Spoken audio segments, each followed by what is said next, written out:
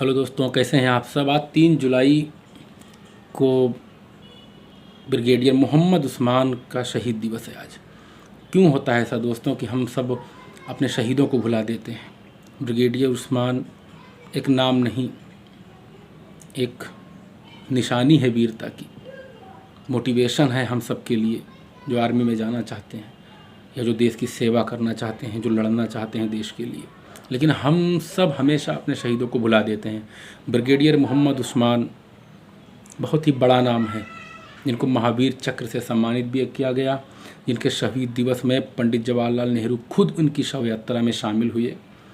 पाकिस्तान ने जिनको अपने आर्मी चीफ बनाने का ऑफ़र दिया था, उन्होंने उसको ठुकरा दिया था।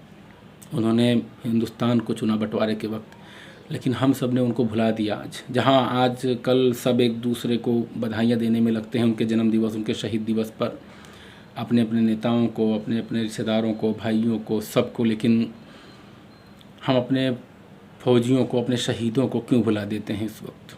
सवाल बहुत बड़ा है दोस्तों। लेकिन मैं आपको अभी ब्रिगेडियर मोहम्मद उस्मान के बारे में कुछ बताना चाहूँगा कि आखिर कौन थे ब्रिगेडियर मोहम्मद उस्मान। हम में से ज़्यादातर लोगों को पता ही नहीं होगा। और इस डिजिटल ज़माने में जब आपके पास मोबाइल है, गूगल है, उस ज़माने में भी ना पता हो तो कहीं ना कहीं खामियां हम में हैं। खामियां ये कि हम जानना ही नहीं चाहते। तो ब्रिगेडियर मोहम्मद उस्मान का जन्म मऊ ज़िले में हुआ था। बीबीपुर गांव है एक। 15 जुलाई 1912 को पैदा हुए थे वो। पिता मोहम्मद फ़ारूक पुलिस अफसर थे। पिता चाहते थे कि बेटा सिविल सर्विसेज में चला जाए, लेकिन बेटा तो किसी और ही मिट्टी का बना हुआ था, वो मिलिट्री में जाना चाहते थे। तो ब्रिगेडियर मोहम्मद उस्मान इंग्लैंड से पढ़ाई की थी उन्होंने, मिलिट्री की पढ़ाई इंग्लैंड से की। इंग्लैंड से वापस आने के बाद उन्होंने आज़ादी के पहले वो फ़ौज में शामिल हुए और ब्रिटिश आर्मी के तरफ से उन्होंने काफ़ी लड़ाइयाँ लड़ी। कप्तान भी बने। बलोच रेजिमेंट में उनकी पोस्टिंग हुई थी।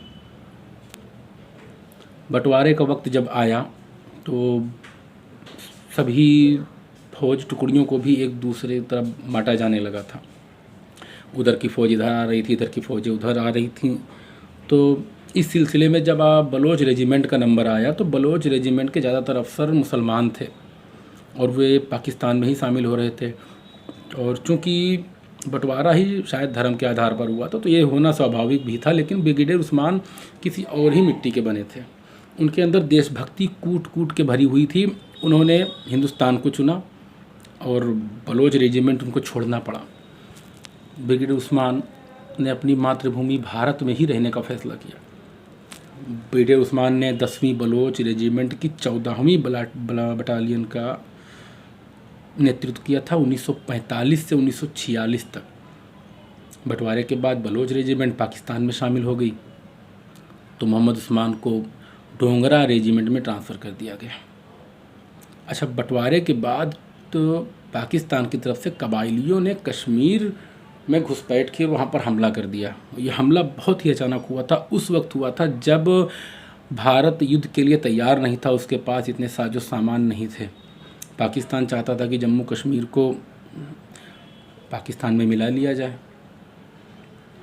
मोहम्मद उस्मान उस वक्त 50 पैरा ब्रिगेड के कमांडर थे और उनकी तैनाती उस वक्त नौशहरा में थी। जम्मू कश्मीर के इलाके में नौशहरा में उनकी तैनाती थी। पाकिस्तान ने लगातार कबाइलियों की मदद से घुसपैठ जारी रखी जम्मू कश्मीर में। लगातार युद्ध की तैयारी थी नहीं, जैसा मैंने आपको बताया, लेकिन हमारे सैनिकों के हौसले बड़े बुलंद थे। हौसलों से ही जंग जीती जाती है। परों से क्या होता है। 24 दिसंबर का दिन आया। 24 दिसंबर 1947 को कबाइलियों ने अचानक हमला कर दिया और उनका लक्ष्य, पहले तो उन्होंने हमला किया था झांगर पे, फिर उनका अगला लक्ष्य नौशहरा था। जनवरी के पहले हफ्ते में नौशहरा पर कबाइलियों ने 3 बार हमले किए, जिसमें ब्रिगेडियर उस्मान के सैनिकों ने नाकाम कर दिया उसको। 6 फरवरी फिर 1948 को कबाइलियों ने नौशहरा पर फिर से हमला किया। इस लड़ाई में दुश्मन ज़्यादा तादाद में थे, हमारे सैनिक कम तादाद में थे, जबकि बावजूद इसके दुश्मन को काफ़ी नुकसान हुआ। नौशहरा पर हमला एक बार फिर नाकाम हो गया। ब्रिगेडियर उस्मान ने अपनी टीम का नेतृत्व तो कुछ इस तरीके से किया, इस प्लानिंग से और हिम्मत, इस हौसले से उन्होंने इस लड़ाई को लड़ा कि घुसपैठियों के इतने हमलों को नाकाम कर दिया, उनको पीछे हटना पड़ा। उनके इसी दिलेरी भरे काम को देखते हुए उन्हें नौशेरा का शेर कहा जाने लगा। बड़ी हिम्मत थी, वो चाहते थे कि मेरे जीते जी 1 इंच ज़मीन भी दुश्मन ना ले जाने पाए। वो जज्बा था दोस्तों। उनको नौशेरा के शेर से कहा जाने लगा, उनको खिताब दिया गया नौशेरा का शेर। लेकिन अब ये लड़ाई नौशेरा तो ये जीत चुके थे। अगला लक्ष्य था झांगर। भारतीय सेना एक सैलाब बनकर टूट पड़ी। भयंकर लड़ाई हुई झांगर में।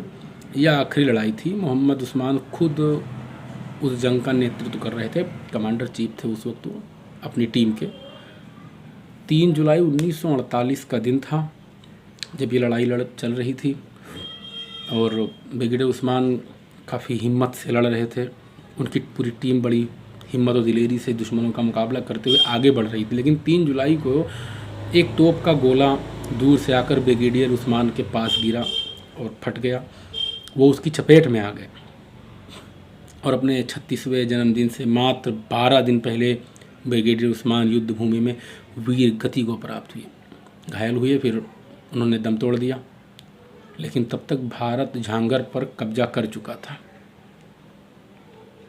अब दोस्तों एक बात और बताना चाहूँगा कि ब्रिगेडियर उस्मान की अगुवाई में भारत ने जितनी ज़मीन उस वक्त घुसपैठियों से बचा ली थी या कब्जा कर ली थी, वही शायद आज भी कश्मीर का वही हिस्सा हमारे कब्जे में है जितना ब्रिगेडियर उस्मान ने कब्जा कर लिया था। और मरते मरते वो एक बात कह गए थे कि मेरे मरने के बाद भी देखना दुश्मन 1 इंच ज़मीन भी ले जाने ना पाए। ये था जज्बा। मरने के बाद भी नहीं चाहते थे कि दुश्मन 1 इंच ज़मीन भी ले जाने पाए। ये थे ब्रिगेडियर मोहम्मद उस्मान। लेकिन हम में से कितने लोग इनके बारे में जानते हैं? कोई नहीं जानता, शायद जानना भी नहीं चाहता। तो ये खामियां कहीं ना कहीं हम लोग को दूर करनी पड़ेंगी, क्योंकि अगर अपने इतिहास से अगर हम कुछ नहीं सीखेंगे तो अपना भविष्य हम नहीं बना पाएंगे। तो आइए आज 3 जुलाई को ब्रिगेडियर मोहम्मद उस्मान को श्रद्धांजलि अर्पित करें, उनके लिए दुआ करें